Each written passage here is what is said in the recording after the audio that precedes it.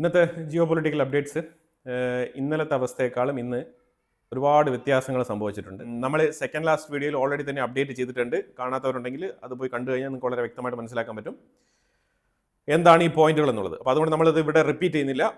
അടുത്ത ഘട്ടത്തിലേക്ക് പോയി കഴിഞ്ഞാൽ ഇപ്പോൾ ഇറാൻ്റെ പരാതി എന്താണെന്ന് പറഞ്ഞാൽ, ഞങ്ങളുടെ പോയിന്റുകൾ മരവിപ്പിച്ചുകൊണ്ട് പാകിസ്ഥാൻ അമേരിക്കയുടെ പോയിന്റുകൾ മാത്രമാണ് എംഫസൈസ് ചെയ്ത് ഈ സീസ് ഫയർ നടപ്പിലാക്കിയിരിക്കുന്നത്. സോ പാകിസ്ഥാൻ ഞങ്ങളെ വഞ്ചിച്ചു എന്നുള്ള വാദമാണ് ഇറാനുള്ളത്. എന്നാൽ ഇറാൻ പേടിയിലാണ് എന്നുള്ളത് വളരെ വ്യക്തമായിട്ട് മനസ്സിലാക്കാൻ പറ്റുന്നുണ്ട്. കാരണം വേറെ ഒന്നുമില്ല, അവർ ഈ ഇസ്രായേലിൻ്റെയും അമേരിക്കയുടെയും ഈ മാരകമായിട്ടുള്ള ആക്രമണങ്ങൾ ഇനി ഇറാൻ്റെ ഉള്ളിൽ നടക്കരുത് എന്ന് അവർ ആഗ്രഹിക്കുന്നുണ്ട്. കാരണം അവർ മുന്നോട്ട് വെച്ച കണ്ടീഷനിൽ അറ്റാക്ക് നിർത്തിയാൽ സ്റ്റേറ്റ് ഓഫ് ഹോർമോസ് തുറക്കാം എന്നുള്ളൊരു വാഗ്ദാനം കൊടുത്തതായിട്ടാണ് അമേരിക്ക ഇപ്പോൾ പറയുന്നത്. ബാക്കിയുള്ളതെല്ലാം ചർച്ചയിലൂടെ പരിഹരിക്കാമെന്നാണ് പറഞ്ഞു വെച്ചിരുന്നത്. പാകിസ്ഥാനാണെന്നുണ്ടെങ്കിൽ അമേരിക്കയോടൊപ്പം ചേർന്ന് നിന്നുകൊണ്ട് ഇറാനെ വഞ്ചിച്ചു എന്നുള്ള ഒരു വാദമാണ് ഇപ്പം ഇറാനുള്ളത്. Mr. President, I would like to salute you for your exemplary leadership, visionary leadership, and I think that you are the man this world needed most at this point in time. World would always remember you. ഇത് തന്നെയാണ് ആദ്യമേ Shahbaz Sharif tweet ചെയ്ത സമയത്ത്, ആ മൊമെന്റിൽ mid നൈറ്റിൽ ഞാൻ video എടുത്ത സമയത്ത് തന്നെ പറഞ്ഞിരുന്നത്. കാരണം ഷഹബാസ് ഷെരീഫിന് ഒറ്റയ്ക്കൊരു കാര്യം പ്രസ്താവനയിലൂടെ അറിയിക്കാനുള്ള കപ്പാസിറ്റി ഇല്ല, അതിനുള്ള ഗട്ട്സ് ഇല്ല. പാകിസ്ഥാൻ അമേരിക്കയുടെ ചൊൽപ്പടിക്ക് തുള്ളുന്ന ഒരു പാവയാണ്. അതാണ് അവർ നടത്തിക്കൊണ്ടിരിക്കുന്നത്. എനിവേ, ഇന്ത്യക്ക് വേണമെങ്കിൽ ഇതിൽ ഇടപെട്ട് മീഡിയേഷൻ ചെയ്യാമായിരുന്നു എന്നുള്ള വാദങ്ങളൊക്കെ പലരും ഇവിടെ ഉയർത്തുന്നുണ്ട്. ഇന്ത്യയുടെ ജോലി അതല്ല. അത് നമ്മുടെ external affairs minister S Jaishankar 1.5 ആഴ്ചകൾക്ക് മുമ്പ് തന്നെ ക്ലാരിഫൈ ചെയ്തിട്ടുണ്ട്. We are not brokers for others എന്ന് പറഞ്ഞിട്ട് വളരെ വ്യക്തമായിട്ട് തന്നെ ഇന്ത്യയുടെ ഫോറിൻ പോളിസിയുടെ നിലപാടുകൾ വ്യക്തമാക്കിക്കൊണ്ട് എസ് ജയശങ്കർ സ്റ്റേറ്റ്മെന്റ് പറഞ്ഞിട്ടുണ്ട്. അപ്പോൾ അതുകൊണ്ട് ഇന്ത്യയുടെ ജോലിയല്ല, അമേരിക്കയുടെയും ഇറാന്റെയും പ്രശ്നം തീർക്കലല്ല ഇന്ത്യയുടെ ജോലി. അതുകൊണ്ട് നമുക്ക് ഈ യുദ്ധത്തിൽ ഒരു റോളും ഇല്ല. ഇറാൻ എന്ന് പറയുന്ന ആ ഒരു ലാൻഡ്, ആ ജിയോഗ്രഫിക്കൽ ലൊക്കേഷൻ ഇന്ത്യക്ക് വളരെ ഇമ്പോർട്ടൻ്റ് ആണ്. നമുക്ക് പാകിസ്ഥാനെ മറികടന്നുകൊണ്ട് സെൻട്രൽ ഏഷ്യയിലേക്ക്, യൂറോപ്പ് മേഖലയിലേക്കും കുറച്ച് എളുപ്പത്തിൽ ലാൻഡ് റൂട്ട് വഴി കച്ചവടം നടത്താൻ പറ്റിയ ഒരു ട്രേഡ് റൂട്ടാണ്. അപ്പോൾ അവിടെ പോയിട്ട് ഇന്ത്യ നെഗോഷിയേഷന് പോയി ഇടപെടേണ്ട ആവശ്യമൊന്നുമില്ല. അതാണ് നമ്മൾ മനസ്സിലാക്കേണ്ടത്. നമുക്ക് ഇറാനുമായിട്ട് ബന്ധമുണ്ട്, അത് വ്യാപാര തലത്തിലുള്ള ബന്ധമാണ്. അതിലുപരിയായിട്ട് ഡിപ്ലോമാറ്റിക് റിലേഷൻഷിപ്പ് ഉണ്ട്, ഗവൺമെന്റ് ടു ഗവൺമെന്റ് ബന്ധമുണ്ടായിരുന്നു. അതേപോലെ തന്നെ പീപ്പിൾ ടു പീപ്പിൾ റിലേഷൻഷിപ്പ്, ആ മാതൃകയിലൊക്കെ ഇന്ത്യയും ഇറാനും തമ്മിൽ ബന്ധമുണ്ട്. അതൊരിക്കലും അമേരിക്കൻ പെർസ്പെക്റ്റീവിൽ ചിന്തിച്ചെടുക്കാൻ പറ്റുന്ന കാര്യങ്ങളല്ല. അതുകൊണ്ട് വിഷയം മിഡിൽ ഈസ്റ്റ് കോൺഫ്ലിക്റ്റ് ആണ്. അതാണ് നമ്മളിവിടെ ഫോക്കസ് ചെയ്ത് നോക്കേണ്ടത്. പാകിസ്ഥാൻ എന്തുകൊണ്ട് ഈ പണിക്ക് ഇറങ്ങി പുറപ്പെട്ടെന്ന് പറഞ്ഞാൽ അവരുടെ നിലനിൽപ്പ്, അതാണ് ഏറ്റവും വലിയ പ്രശ്നമായിട്ട് ഇവിടെ മാറിയത്. കാരണം സൗദിയോടൊപ്പം ഇറങ്ങി ഇറാനെതിരെ നിലപാടെടുക്കേണ്ട സാഹചര്യത്തിലേക്ക് പാകിസ്ഥാൻ എത്തി എന്നുള്ളതാണ് മനസ്സിലാക്കേണ്ടത്. സൗദിയുടെ പ്രഷർ കൂടി വന്നപ്പോഴാണ് ഈ യുദ്ധം എങ്ങനെയെങ്കിലും അവസാനിപ്പിച്ചേക്കാം എന്ന് പറഞ്ഞിട്ട് പാകിസ്ഥാൻ ഇറങ്ങിത്തിരിച്ചത്. അങ്ങനെ ഇറങ്ങിത്തിരിച്ചത് പാകിസ്ഥാൻ തന്നെ ഇപ്പോൾ തിരിച്ചടിയായിട്ടുണ്ട്. കാരണം UAE പാകിസ്ഥാൻ്റെ അടുത്ത് ചോദിച്ചിട്ടുണ്ടായിരുന്നു, ഇറാൻ്റെ അടുത്ത് സംസാരിച്ചിട്ട് ഞങ്ങൾ അമേരിക്കയുമായിട്ട് യുദ്ധത്തിൽ പങ്കുചേർന്നിട്ടില്ല, അപ്പോൾ അതുകൊണ്ട് ഞങ്ങൾക്ക് ഇതിനകത്ത് സ്റ്റേക്ക് ഇല്ല, ഞങ്ങളെ ഒഴിവാക്കി തരണം എന്നുള്ള സ്പെഷ്യൽ റിക്വസ്റ്റ് UAE പാകിസ്ഥാൻ്റെ അടുത്ത് പറഞ്ഞിട്ടുണ്ടായിരുന്നു. പാകിസ്ഥാൻ അത് നടപ്പിലാക്കി കൊടുക്കാൻ തയ്യാറായില്ല. പാകിസ്ഥാൻ എൻറ്റയർ സീസ് ഫയർ എന്നുള്ള നിലയിലാണ് കാര്യങ്ങൾ അവതരിപ്പിച്ചത്. അപ്പോൾ അതുകൊണ്ട് ആ ഒരു ഇറാനുമായിട്ട് സംസാരിക്കാനുള്ള, ഇറാനുമായിട്ട് കമ്മ്യൂണിക്കേറ്റ് ചെയ്യാനുള്ള ആ ഒരു റിലേഷൻഷിപ്പിനെ ഒരു സ്പെസിഫിക് രാജ്യത്തിന് വേണ്ടിയിട്ട് യൂസ് ചെയ്യാൻ പറ്റത്തില്ല എന്നുള്ള മറുപടിയാണ് പാകിസ്ഥാൻ UAEക്ക് കൊടുത്തത്. അതുകൊണ്ടാണ് UAE, നീ അമേരിക്കയ്ക്ക് വേണ്ടി മീഡിയേഷൻ ചെയ്യും, പക്ഷേ UAE ചോദിച്ചു കഴിഞ്ഞാൽ നീ ചെയ്യില്ല. അതുപോലെ സൗദി അറേബ്യയും ഈ യുദ്ധത്തിൽ സൗദി അറേബ്യയോടൊപ്പം പാകിസ്ഥാൻ നിലപാടെടുക്കണം, ഇറാനെതിരെ സ്റ്റേറ്റ്മെന്റ് പറയണം എന്നുള്ള നിർബന്ധം സൗദി അറേബ്യയ്ക്ക് ഉണ്ടായിരുന്നു. പാകിസ്ഥാൻ അതും ചെയ്തില്ല. അതുകൊണ്ടാണ് സൗദി അറേബ്യയും UAEയും ഇപ്പോൾ പാകിസ്ഥാനെതിരെ കടം കൊടുത്ത പൈസ തിരികെ ചോദിച്ചുകൊണ്ട് ഒരു പ്രഷർ ഇട്ടുകൊണ്ടിരിക്കുന്നത്. അതൊരു സൈഡിൽ. ഓക്കെ, ഇനിയിപ്പോൾ അടുത്ത് നമ്മൾ വന്നു കഴിഞ്ഞാൽ ഇപ്പം നിലവിൽ സംഭവിച്ചുകൊണ്ടിരിക്കുന്ന വിഷയങ്ങൾ എന്ന് പറഞ്ഞാൽ, കരോലിന ലെവിറ്റ് വൈറ്റ് ഹൗസിൽ നിന്നും രാവിലെ തന്നെ പ്രസ്താവന പുറപ്പെടുവിക്കും. ഇറാൻ മുന്നോട്ട് വെച്ചിരിക്കുന്ന 10 പോയിന്റുകൾ അതെടുത്ത് ഞങ്ങൾ ഡസ്റ്റ്ബിന്നിൽ ഇട്ടിരിക്കുകയാണെന്നാണ് അവർ പറഞ്ഞിരിക്കുന്നത്. അമേരിക്കയുടെ വൈറ്റ് ഹൗസ് പറയുന്നതാണ് statement. Iran was attempting to build a military buildup around their country that would pose an imminent and existential threat to the United States military assets in the Middle East, our allies in the region, and ultimately the free world. Iran was pursuing this dangerous and aggressive strategy for one reason: to hold the entire world hostage to its terrorist ambitions. The Iranians aim to use their expanded military capabilities as a shield around their country to continue achieving their ultimate goal internally, building nuclear bombs. But their murderous and evil plans have been blown up, quite literally and figuratively, along with their military, their nuclear program, and most of their senior leadership, including the former Supreme Leader Ayatollah Ali Khamenei. Their command and control structures were also massively disrupted after being struck more than 2,000 times. Many of their remaining leaders are paralyzed in fear and no longer enjoy the freedom to move around their country freely and meet openly. Thanks to the unmatched excellence of our warriors at the direction of the Commander-in-Chief, the world has just witnessed a historically swift and successful military triumph. President Trump started Operation Epic Fury with strategic military objectives in the United States. എന്നിട്ട് അവർ 2-3 പോയിന്റുകൾ കൂടി വ്യക്തമാക്കുന്നുണ്ട്. ഇറാന്റെ വിഷയങ്ങൾ ചർച്ചയിലൂടെ വേണമെങ്കിൽ പരിഹരിക്കാം, അല്ലാന്നുണ്ടെങ്കിൽ എൻറിച്ച്ഡ് യുറേനിയം നശിപ്പിച്ച് കളയാനും അല്ലെങ്കിൽ ഇറാന്റെ അടുത്ത് നിന്ന് നിർബന്ധമായിട്ട് അതിനെ കൈപ്പറ്റാനും അമേരിക്കയ്ക്ക് കഴിയും എന്നുള്ള വീരവാദങ്ങളൊക്കെ അവർ അടിക്കുന്നുണ്ട്. എന്നാൽ പിന്നെ ഇത്രയും നാളും യുദ്ധം നടത്തിയിട്ട് എന്തുകൊണ്ട് അത് ചെയ്തില്ല എന്നുള്ള ചോദ്യം നമ്മൾ ചോദിച്ചു കഴിഞ്ഞാൽ അത് ചോദിക്കാൻ പാടില്ല. പക്ഷേ ചർച്ചയിലൂടെ പരിഹരിക്കും, എൻറിച്ച്ഡ് യുറേനിയം ഇല്ലാതാക്കണം എന്നുള്ള രീതിയിലുള്ള സ്റ്റേറ്റ്മെന്റുകളൊക്കെയാണ് അവർ പറയുന്നത്. പിന്നെ മെയിൻലി സ്ട്രേറ്റ് ഓഫ് ഹോർമോസ് ആണ് അവർ ഏറ്റവും കൂടുതൽ ഫോക്കസ് ചെയ്യുന്നത്. സ്ട്രേറ്റ് ഓഫ് ഹോർമോസിൽ ഇറാൻ പുതിയ നിർദ്ദേശം വെച്ചിട്ടുണ്ട്. അതായത് ചുങ്കം അവർ പിരിക്കും, അത് ഉറപ്പാണ്. അതിനുള്ള മാർഗ്ഗങ്ങൾ അവർ തേടുന്നുണ്ട്. അതിന് അവർ മാപ്പ് പ്രസിദ്ധീകരിച്ചിട്ടുണ്ട്. ആ മാപ്പിൽ ട്രഡീഷണലി പൊയ്ക്കൊണ്ടിരിക്കുന്ന ഒരു റൂട്ടുണ്ട്. ആ റൂട്ടിലേക്ക് നിങ്ങൾ പോകരുത്. ആ റൂട്ടിലൂടെ പോയി കഴിഞ്ഞാൽ അത് ഒമാനുമായിട്ട് ചേർന്ന് നടക്കുന്ന റൂട്ടാണ്. അപ്പോൾ ആ റൂട്ടിലേക്ക് നിങ്ങൾ പോയി കഴിഞ്ഞാൽ അവിടെ മൈനുണ്ട്, അവിടെ സീ മൈനിങ് അവർ കുഴിച്ചിട്ടിട്ടുണ്ട്. അപ്പോൾ അതുകൊണ്ട് അത് പൊട്ടിത്തെറിച്ച് അപകടങ്ങൾ ഉണ്ടാകാനുള്ള സാധ്യതയുണ്ട്. പിന്നെ ഞങ്ങളുടെ അടുത്ത് ചോദിക്കരുത് എന്നാണ് അവർ ഒരു മുന്നറിയിപ്പ് എന്നുള്ള തരത്തിൽ അവർ ആ പ്രസ്താവനയിൽ പറയുന്നത്. അതിന് ബദലായിട്ട് അവർ ലാറക് റൂട്ട് എന്ന് പറഞ്ഞിട്ട് അവർ റൂട്ട് ഒരു റെഡ് ലൈൻ ഇട്ട് കാണിക്കുന്നുണ്ട്. ആ മാപ്പിൽ റെഡ് ലൈൻ ഇട്ട് കാണിക്കുന്നില്ല. അത് ഇറാന്റെ അടുത്തുകൂടെ പോയിട്ട് വേണം ഷിപ്പിന് സ്ട്രേറ്റ് ഓഫ് ഹോർമോസ് ക്രോസ് ചെയ്ത് പോകാൻ. ഇതാണ് സേഫ് റൂട്ട് എന്നാണ് അവർ കാണിക്കുന്നത്. ഈ സേഫ് റൂട്ട് എന്ന് പറഞ്ഞാൽ ഇറാന്റെ അടുത്തുകൂടെ പോയി കഴിഞ്ഞാൽ അവർ ഭീഷണിപ്പെടുത്തി അവിടെ പിരിവ് നടത്തും. അതിന് വേണ്ടിയിട്ടാണ് അതിന്റെ അടുത്തുകൂടെ പോകണമെന്ന് ഇപ്പോൾ പറഞ്ഞിരിക്കുന്നത്. അപ്പോൾ ഇങ്ങനെയൊക്കെ സ്ട്രേറ്റ് ഓഫ് ഹോർമോസിൽ കാര്യങ്ങൾ നടക്കുന്നുണ്ട്. So far straight of Hormuz open ആണെന്നാണ് കരോലിന ലെവിറ്റ് പറയുന്നത്. നിങ്ങൾ എന്തുകൊണ്ടാണ് സ്ട്രേറ്റ് ഓഫ് ഹോർമോസ് ഇപ്പോഴും ക്ലോസ് എന്ന് പറയുന്നത്? സ്ട്രേറ്റ് ഓഫ് ഹോർമോസ് ഇപ്പോഴും ഓപ്പൺ ആണ്. JD വാൻസും അത് തന്നെയാണ് പറയുന്നത്. ഇതുവരെ യുദ്ധം നിർത്തിയതിനു ശേഷം, ഇതുവരെ സീസ് ഫയർ നിലവിൽ വന്നതിന് ശേഷം 8 കപ്പലുകൾ സ്ട്രേറ്റ് ഓഫ് ഹോർമോസ് കടന്നു പോയിട്ടുണ്ട് എന്നുള്ള വാർത്തയും കൂടി വരുന്നുണ്ട്. JD വാൻസ് ആണെന്നുണ്ടെങ്കിൽ 2 ദിവസം ഹംഗറിയിൽ സ്റ്റേ ചെയ്യാനാണ് പോയിരുന്നത്. അവിടെ പോയപ്പോഴത്തേക്കും യൂറോപ്യൻസ് എല്ലാം കൂടി ചേർന്നിട്ട് ഹംഗറിയിൽ അങ്ങനെ ഇലക്ഷൻ നടക്കുന്ന പശ്ചാത്തലത്തിൽ JD വാൻസ് അങ്ങനെ സ്പെൻഡ് ചെയ്യുന്നത് ശരിയായിട്ടുള്ള ഒരു നടപടിയല്ല. അവർ അന്യരാജ്യത്തിൽ ഇലക്ഷൻ നടക്കുമ്പോൾ മറ്റൊരു രാജ്യത്തിന്റെ വൈസ് പ്രസിഡന്റ് വന്ന് താമസിക്കുമ്പോൾ അത് ഇലക്ഷനെ സ്വാധീനിക്കുന്നതിന് തുല്യമാണ്. JD വാൻസ് അവിടെ നിന്ന് പോകുന്നതാണ് നല്ലത് എന്നുള്ള തരത്തിലുള്ള കമന്റുകൾ പല രാജ്യങ്ങളും പാസ്സാക്കിയിട്ടുണ്ട്. അതിനെ തുടർന്ന് JD വാൻസ് 2 ദിവസത്തെ യാത്ര ഒരു ദിവസമായിട്ട് വെട്ടിച്ചുരുക്കിക്കൊണ്ട് ഇന്ന് തന്നെ അമേരിക്കയിലേക്ക് മടങ്ങിയിരിക്കുകയാണ്. അമേരിക്കയിലേക്ക് മടങ്ങിയപ്പോഴും JD വാൻസും അതേപോലെ തന്നെ വൈറ്റ് ഹൗസിന്റെ സൈഡ് അമേരിക്കയിൽ മടങ്ങിയിട്ടും JD വാൻസ് പറയുന്ന സ്റ്റേറ്റ്മെന്റ് ഇത് തന്നെയാണ്: ന്യൂക്ലിയർ എൻറിച്ച്മെന്റ് പാടില്ല. അതാണ് അമേരിക്ക വെച്ചിരിക്കുന്ന പ്രധാനപ്പെട്ട ഈ സീസ് ഫയർ ഡീൽ പ്രഖ്യാപിച്ചതിൽ പാകിസ്ഥാൻ ഇപ്പോൾ വെട്ടിലായിരിക്കുകയാണ്. പാകിസ്ഥാൻ എന്താണ് പ്രശ്നം എന്ന് പറഞ്ഞാൽ ഈ ലെബനാന്റെ കാര്യം ഇതിനകത്ത് ഉൾപ്പെടുത്തിയാണ് ഷഹബാസ് ഷെരീഫ് പോസ്റ്റ് ചെയ്തത്. അപ്പോൾ ഷഹബാസ് ഷെരീഫ് അത് പോസ്റ്റ് ചെയ്തതിലുപരിയായിട്ട് ഇന്നലെ ഇറാനുമായിട്ട് ഒരു ചെറിയ ചർച്ച നടത്തിയിട്ട് ഇന്നലെ ഇസ്രായേൽ ലെബനാന്റെ ഉള്ളിൽ താറുമാറായിട്ടുള്ള ആക്രമണങ്ങൾ 100-ലധികം ലൊക്കേഷൻസ് ടാർഗറ്റ് ചെയ്താണ് അറ്റാക്ക് നടത്തിയത്.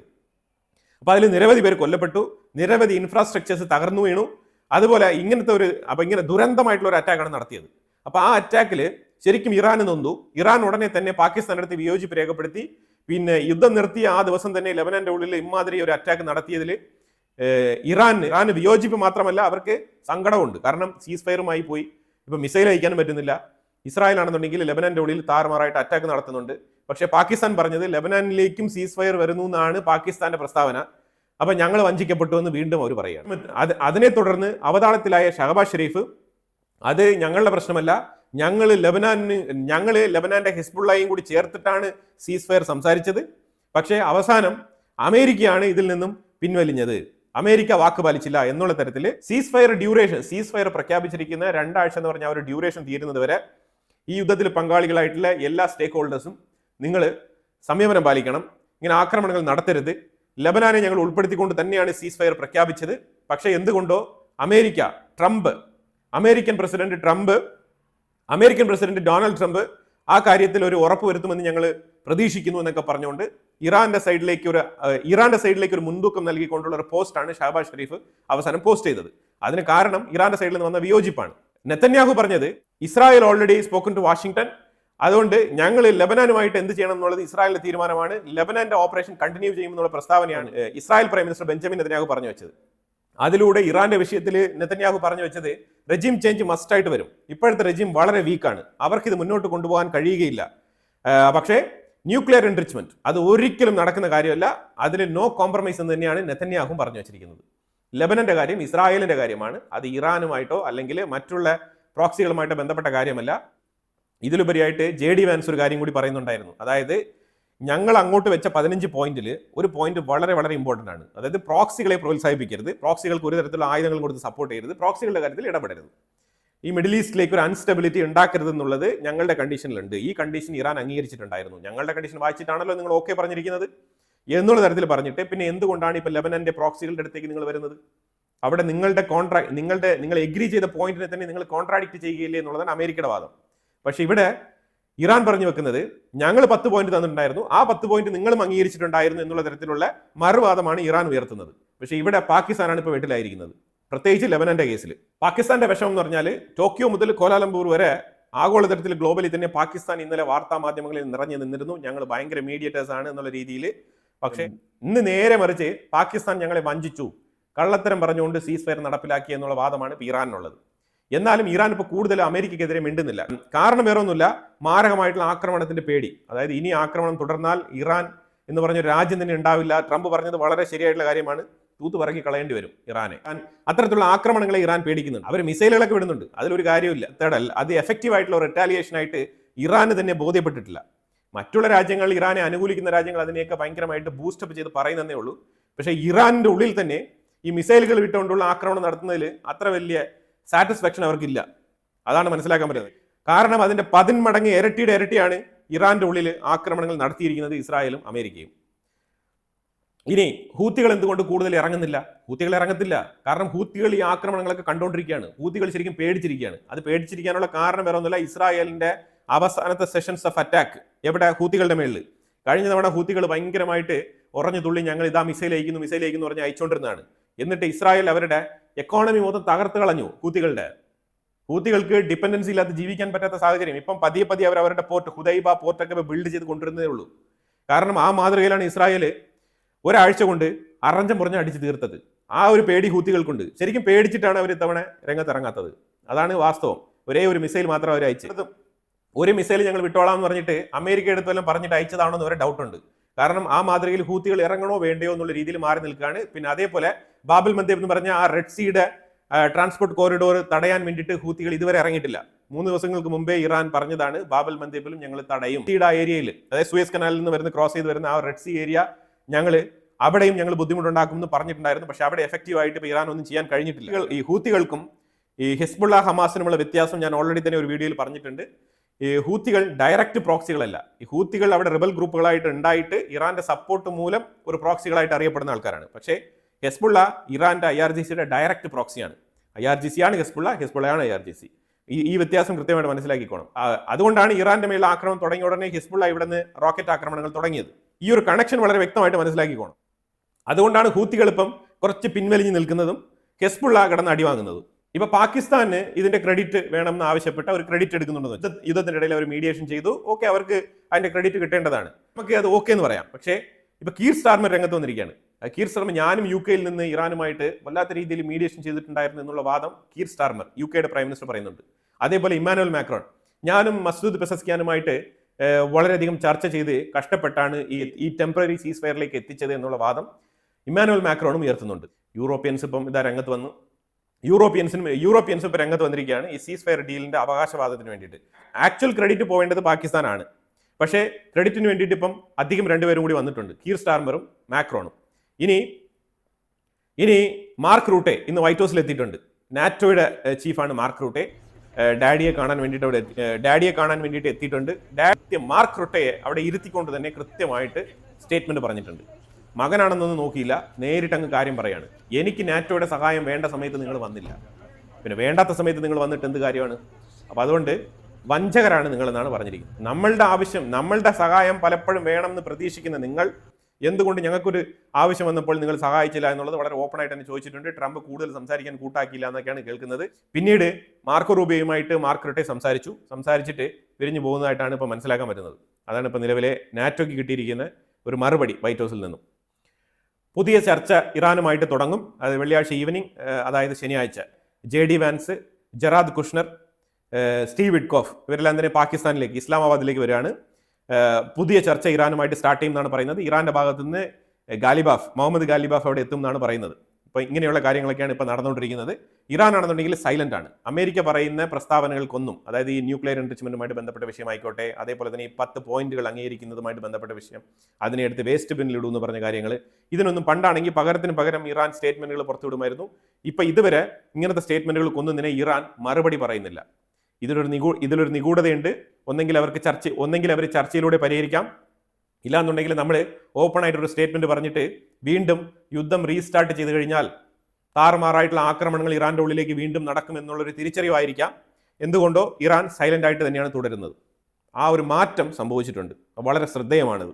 അമേരിക്ക അവരുടെ നിലപാടിൽ വളരെ ഉറച്ചു നിൽക്കുന്നതായിട്ടാണ് കാണാൻ കഴിയുന്നത്. ഈ ഒരു ഓപ്ഷൻ ശരിക്കും പറഞ്ഞാൽ ഇറാൻ ഒരു ഗുഡ് ഓപ്പർച്യൂണിറ്റി ട്രംപ് കൊടുത്തതായിട്ടാണ് നമുക്ക് മനസ്സിലാക്കാൻ പറ്റുന്നത് കേട്ടോ. കാരണം അമേരിക്ക പറയുന്നത് ആവർത്തിച്ച് പറയുന്നുണ്ട്, എൻറിച്ച്ഡ് യുറേനിയം ഹാൻഡ് ഓവർ ചെയ്താൽ മാത്രമേ യുദ്ധം അവസാനിപ്പിക്കൂ എന്നുള്ളത് ഉറപ്പിച്ചങ്ങ് പറയുകയാണ്. പിന്നെ അറ്റാക്ക് നിർത്തിവെച്ചത് അതൊരു ഹ്യൂമാനിറ്റേറിയൻ കൺസേൺ ആണെന്നാണ് പറയുന്നത്, ഒരു മാനുഷിക പരിഗണന. അതിന്റെ പേരിലാണ് അറ്റാക്ക് നിർത്തിവെച്ചിരിക്കുന്നത്. ഇല്ലെങ്കിൽ അറ്റാക്ക് തുടങ്ങാൻ ഞങ്ങൾക്ക് ഞൊടിക്കുന്ന ടൈം മതി എന്നാണ് അമേരിക്ക പറഞ്ഞിരിക്കുന്നത്. വളരെ വാസ്തവമായിട്ടുള്ള സ്റ്റേറ്റ്മെന്റ് ആണ്. ഇതിനകത്ത് അമേരിക്ക പരാജയപ്പെട്ടു, ഇറാൻ വിജയിച്ചു എന്നൊക്കെ പറഞ്ഞിട്ട് പലർക്കും സ്റ്റേറ്റ്മെന്റുകളൊക്കെ പറയാം. ഇറാന്റെ ഉള്ളിൽ സെലിബ്രേഷൻ നടക്കുന്നുണ്ട്. ഇറാന്റെ ഉള്ളിൽ മാത്രമല്ല കേട്ടോ, ഹൈദരാബാദിൽ സെലിബ്രേഷൻ നടക്കുന്നുണ്ട്. ഇന്ത്യക്കുള്ളിൽ കശ്മീരിലുള്ള ഷിയ മുസ്ലിംസ് സെലിബ്രേറ്റ് ചെയ്യുന്നുണ്ട്. പാകിസ്ഥാനിലുള്ള ഷിയ മുസ്ലിംസ് സെലിബ്രേറ്റ് ചെയ്യുന്നുണ്ട്. പ്രത്യേകിച്ച് ഷിയ മുസ്ലിംസ് കുറച്ച് കൂടുതൽ താമസിക്കുന്ന രാജ്യങ്ങളിലെല്ലാം സെലിബ്രേഷൻസ് നടക്കുന്നുണ്ട്. യുദ്ധം വിജയിച്ചു എന്നുള്ള മട്ടിലാണ് സെലിബ്രേഷൻ നടക്കുന്നത്. പക്ഷേ യാഥാർത്ഥ്യം മനസ്സിലാക്കാതെയുള്ള വിജയാഘോഷമാണ്. ഒരു ടെമ്പററി സീസ് ഫയറിന് എന്തിനാണ് ഇത്ര ആഘോഷം എന്നുള്ളത് എനിക്ക് മനസ്സിലാകുന്നില്ല. ഇറാന്റെ ഉള്ളിൽ എത്രമാത്രം നാശനഷ്ടങ്ങൾ സംഭവിച്ചിരിക്കുന്നു എന്നുള്ളത് തിരിച്ചറിയാനുള്ള ബോധം ഈ ആഘോഷിക്കുന്നവർക്ക് ഇല്ലാതെ പോകുന്നു എന്നുള്ളതാണ് മനസ്സിലാക്കാൻ പറ്റുന്നത്. ഇവരെല്ലാം തന്നെ ആശയത്തിൽ ഊന്നി നിന്ന് അവരുടെ ആശയം അത് വിജയിച്ചു, അവരുടെ ഐഡിയോളജി ഉയർത്തിപ്പിടിക്കുന്ന ഈ മുല്ല കമ്മ്യൂണിറ്റി ആശയങ്ങൾ വിജയിച്ചു എന്നുള്ളതാണ് ഇവരുടെ ആഘോഷത്തിന്റെ കാരണം. അല്ലാതെ ഇവരുടെ ആഘോഷത്തിന് വേറെ ഒരു റീസണും ഇല്ല. അവിടുത്തെ ഇൻഫ്രാസ്ട്രക്ചർ ഡെമോളിഷൻസ് കണക്കാക്കി കഴിഞ്ഞാൽ ഇറാന്റെ ഉള്ളിൽ എത്ര പേരുടെ ജീവൻ നഷ്ടപ്പെട്ടു എന്നുള്ളത് കണക്കെടുത്ത് കഴിഞ്ഞാൽ, ഇറാന്റെ നഷ്ടക്കണക്ക് മാത്രം ഇവരെടുത്തു കഴിഞ്ഞാൽ ഇതൊരു വിജയാഘോഷം എന്ന് നമുക്ക് ഒരിക്കലും പറയാൻ പറ്റില്ല, വൻ നഷ്ടമാണ്. പക്ഷേ ഐഡിയോളജിയുടെ മുന്നിൽ ഇതൊന്നും ഒന്നുമല്ല, അതാണ് മനസ്സിലാക്കേണ്ടത്. കാരണം ഐഡിയോളജിക്കുള്ളത് അൾട്ടിമേറ്റ് സ്വർഗമാണ്. അപ്പോൾ അതിൻ്റെ മുന്നിൽ ഈ മെറ്റീരിയലിസ്റ്റിക് ആയിട്ടുള്ള നാശനഷ്ടങ്ങൾക്കൊന്നും യാതൊരു പ്രസക്തിയില്ല എന്നുള്ളതാണ്. അതാണ് ഈ ആഘോഷങ്ങൾ തെളിയിക്കുന്നത്. ഇന്നലെ ലെബനന്റെ ഉള്ളിൽ ഇസ്രായേൽ നടത്തിയ ആക്രമണത്തിൽ അൽ ജസീറയുടെ ഒരു കറസ്പോണ്ടന്റ് കൊല്ലപ്പെട്ടിട്ടുണ്ട്. അതുപോലെ തന്നെ അത് അൽ ജസീറ വലിയ രീതിയിൽ തന്നെ ഫോക്കസ് ചെയ്ത് വാർത്തയാക്കിയിട്ടുണ്ട്. തീർച്ചയായിട്ടും അവർക്കത് ചെയ്യാനുള്ള റൈറ്റ് ഉണ്ട്, അവർ ചെയ്യുകയും ചെയ്യും. അവർ കൊല്ലപ്പെടാതെ തന്നെ കൊല്ലപ്പെട്ടു എന്ന് എഴുതുന്ന ആൾക്കാരാണ്. പിന്നെയാണ് കൊല്ലപ്പെട്ട സ്ഥിതിക്ക് തീർച്ചയായിട്ടും അവർ വലിയ പോസ്റ്റർ അടിച്ച് ഒട്ടിച്ചിട്ടുണ്ട്. ഇനി ഈ സിറി ഐലൻഡിൽ ഒരു അറ്റാക്ക് നടത്തിയായിരുന്നല്ലോ ഇസ്രായേൽ. സിറി ഐലൻഡിൽ ലാബാൻ എന്ന് പറഞ്ഞ ഓയിൽ റിഫൈനറിയിൽ അറ്റാക്ക് നടത്തിയത് ഇസ്രായേൽ ആണെന്നുള്ളതാണ് നമ്മളുടെ അറിവ്. പക്ഷേ ഇറാൻ ഇപ്പോൾ ക്ലെയിം ഉന്നയിക്കുന്നത് അതിന് കാരണമായി തീർന്നത് UAE ആണെന്നുള്ളൊരു വാദമാണ് ഇറാനുള്ളത്. പിന്നെ യുദ്ധം നിർത്തിയതിനു ശേഷവും UAEക്ക് നേരെയും കുവൈറ്റിന് നേരെയും ബഹ്റൈന് നേരെയൊക്കെ ആക്രമണങ്ങൾ ഇറാൻ നടത്തിയിട്ടുണ്ടായിരുന്നു. അതൊരു വാസ്തവം. അതായത് സീസ് ഫയർ പ്രഖ്യാപിച്ചതിന് ശേഷവും മിഡിൽ ഈസ്റ്റ് രാജ്യങ്ങൾക്ക് നേരെ ഇന്നലെ വരെ ഇറാൻ ആക്രമണങ്ങൾ നടത്തിയിട്ടുണ്ടായിരുന്നു. അതൊരു യാഥാർത്ഥ്യമാണ്. എന്നിട്ടാണ് ലാസ്റ്റ് മൊമെന്റിൽ ഒരു അവസാനത്തെ അറ്റാക്ക്, കാരണം ഇപ്പോഴും നിങ്ങൾ നിർത്താതെ അറ്റാക്ക് നടത്തിക്കൊണ്ടിരിക്കുകയല്ലേ എന്ന് പറഞ്ഞിട്ടാണ് ഇസ്രായേൽ ഈ സിറി ഐലൻഡിൽ പോയിട്ട് ലവാൻ ഓയിൽ റിഫൈനറിയുടെ മേളിൽ ഒരു ആക്രമണം നടത്തിയത്. അതാണ് ലാസ്റ്റ് അറ്റാക്ക്. സോഫാർ നമ്മളുടെ ഫൈൻഡിങ്സ് വെച്ചിട്ട് ലവാൻ എന്ന് പറഞ്ഞ ആ റിഫൈനറിയിൽ അടിച്ച അറ്റാക്കാണ് ഏറ്റവും അവസാനത്തെ അറ്റാക്ക്. അത് കഴിഞ്ഞിട്ട് ഇറാന്റെ മേളിൽ ഒരു അറ്റാക്ക് നടത്തിയിട്ടില്ല. അപ്പോൾ എനിവേ ആ ഒരു ക്ലെയിം UAEക്ക് നേരെ തിരിച്ചു വിടുകയാണ് ഇറാൻ. ഇതാണ് നിലവിലെ മിഡിൽ ഈസ്റ്റിലെ ജിയോ പൊളിറ്റിക്സ്. അപ്പോൾ ഇനി അറബ് രാജ്യങ്ങളും ഇറാനും തമ്മിലുള്ള റിലേഷൻഷിപ്പ് ഏത് അവസ്ഥയിലായിരിക്കും, എങ്ങനെയായിരിക്കും ഇവരുടെ റിലേഷൻഷിപ്പ് ട്രസ്റ്റ് വർത്തിയാക്കി റീബിൽഡ് ചെയ്യാൻ പോകുന്നത്, അല്ലെങ്കിൽ ഇത് എന്നേക്കുമായിട്ട് അങ്ങോട്ടും ഇങ്ങോട്ടും അടിച്ച് പിരിയുമോ, ഇതെല്ലാം തന്നെ ഇനി വരും കാലങ്ങളിലാണ്. ഈ സീസ് ഫയർ എങ്ങനെയാണ് ഉരുത്തിരിഞ്ഞ് വരാൻ പോകുന്നത്, അതിലൂടെ ആയിരിക്കും ഇതിനൊരു കൺക്ലൂഷൻ കിട്ടുക. അവിടെയാണ് യഥാർത്ഥത്തിൽ രണ്ട് കൂട്ടർക്കും ഏത് തരത്തിലുള്ള ബെനിഫിറ്റ് ആണ് കിട്ടാൻ പോകുന്നത്, ഈ യുദ്ധം കൊണ്ട് നേടിയതാരാണ്. ഈ യുദ്ധം ഫ്യൂച്ചറിലേക്ക് ഓപ്പൺ ചെയ്യാൻ പോകുന്ന വലിയൊരു ജിയോ പൊളിറ്റിക്കൽ ചേഞ്ച് ഉണ്ട്. ആ ചേഞ്ച് ഏത് തരത്തിലായിരിക്കും, അതിന് വേണ്ടിയിട്ട് ശരിക്കും പറഞ്ഞാൽ രണ്ട് കൂട്ടർ. അപ്പോൾ എന്തായാലും സാറ്റർഡേ ടോക്ക് തന്നെയാണ് അൾട്ടിമേറ്റ്. അതിൻ്റെ ഇടയ്ക്കാണ് ഇത്തരത്തിലുള്ള കോലാഹലങ്ങളും, ഇങ്ങനെ പാകിസ്ഥാൻ ചീറ്റ് ചെയ്തു, ഞങ്ങളുടെ കണ്ടീഷൻ ഇതായിരുന്നു, ഞങ്ങൾക്ക് ഇതാണ് വേണ്ടത് എന്നുള്ള വാദങ്ങളൊക്കെ ഉയരുന്നത്. ഇതിനോടുള്ള വിയോജിപ്പ് ഇറാൻ ഓൾറെഡി രേഖപ്പെടുത്തിയിട്ടുണ്ട്. ഞങ്ങളുടെ പോയിന്റ് അംഗീകരിച്ചു എന്നുള്ള ധാരണയിലാണ് ഇറാൻ സീസ് ഫയറിനെ സമ്മതിച്ചത് എന്നുള്ളൊരു വാദമാണ് ഇപ്പം നിലവിൽ അവർക്കുള്ളത്. എനിവേ ഇതിന്റെ ഡെവലപ്മെന്റ്സ് നമുക്ക് വരും ദിവസങ്ങളിൽ അടുത്ത വീഡിയോകളിൽ അപ്ഡേറ്റ് ചെയ്യാം. ഇതിനെക്കുറിച്ചുള്ള അഭിപ്രായങ്ങൾ കമന്റ് ബോക്സിൽ രേഖപ്പെടുത്തുക. Thank you so much.